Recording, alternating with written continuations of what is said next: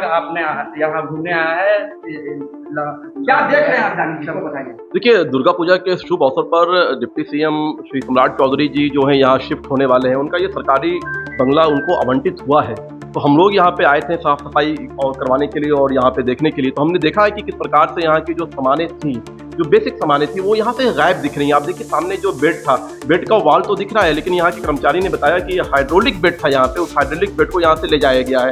Room के अंदर से सारे लाइट को खोल लिए गए हैं, एयर कंडीशन को खोल लिए गए हैं, महंगे जो सोफा सेट थे उन सभी सोफा सेट को यहाँ से ले जाया गया है। बाहर में फाउंटेन था, फाउंटेन के लाइट्स को भी खोल लिया गया है। बैडमिंटन कोर्ट बनाया गया था, बैडमिंटन कोर्ट के कारपेट को उखाड़ के ले जाया गया है। आप सामने देखिएगा कि यहाँ पे एक वॉश बेसिन था, यहाँ के कर्मचारियों ने बताया है, उस वॉश बेसिन को खोल लिया गया है। उसके जो टोटी होते हैं, जो हैंडल्स होते हैं जिससे पानी गिरता है, उस टोटी को भी यहाँ पे खोल लिया गया है। तो ये दर्शाता है कि जो इस मकान में पहले रह रहे थे, ये मकान तेजस्वी यादव जी को एज ए उप मुख्यमंत्री आवंटित हुआ था। उसके बाद से वो नेता प्रतिपक्ष थे, तो लगातार इस मकान में रह रहे थे।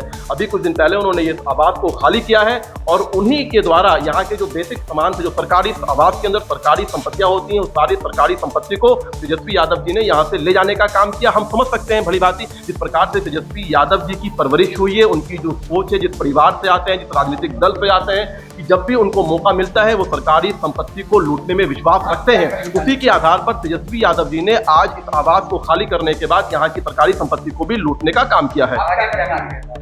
नहीं, अब जो है ये सरकारी जनता, बिहार की जनता इस चीज को देख रही है। हमने सारे सबूत के साथ, एविडेंस के साथ आपके सामने, ये नहीं कि मैं आरोप लगा रहा हूँ, आपके सामने है कि ये बेड के वॉल आपको दिख रहे हैं, इसके बेस नहीं है। ये आपको सामने दिख रहे हैं कि यहाँ से टोटी ले जाया गया है। तो निश्चित तौर पर ये सब जग जाहिर है बिहार की जनता के सामने, और बिहार की जनता इस बात को सोच जरूर रही होगी कि पहले जो उन्होंने तेजस्वी प्रसाद यादव के परिवार को सत्ता और शासन भेजा था, तो उन्होंने देखा किस प्रकार से बिहार को लूटने का काम किया था। तो अब इस बात से ये प्रमाणित हो जाता है कि बिहार की जनता अब कतई तेजस्वी यादव और उनके परिवार के किसी व्यक्ति को सत्ता या शासन में लाने का कार्य तो बिल्कुल ही नहीं करेगी। आपको भवन निर्माण विभाग के द्वारा क्या क्या लिस्ट मिला है? वो जो सारी सूची है, जो सारी लिस्ट है, वो आपको दे दी जाएगी भवन निर्माण के माध्यम से। आप मीडिया को बता दी जाएगी कि कौन सी चीज़ इनको दी गई है और कौन सी चीज़ जो है उसकी सूची बनी हुई है। लेकिन जब हम यहाँ पे आए हैं तो यहाँ के जो कर्मचारी हैं, जो यहाँ के जो लोग हैं, उन्होंने बताया है कि किस प्रकार से इस चीज़ों को, और साक्ष्य है वो साफ दिख रहा है कि यहाँ के सामानों को उखाड़ करके यहाँ से ले जाने का काम किया गया है।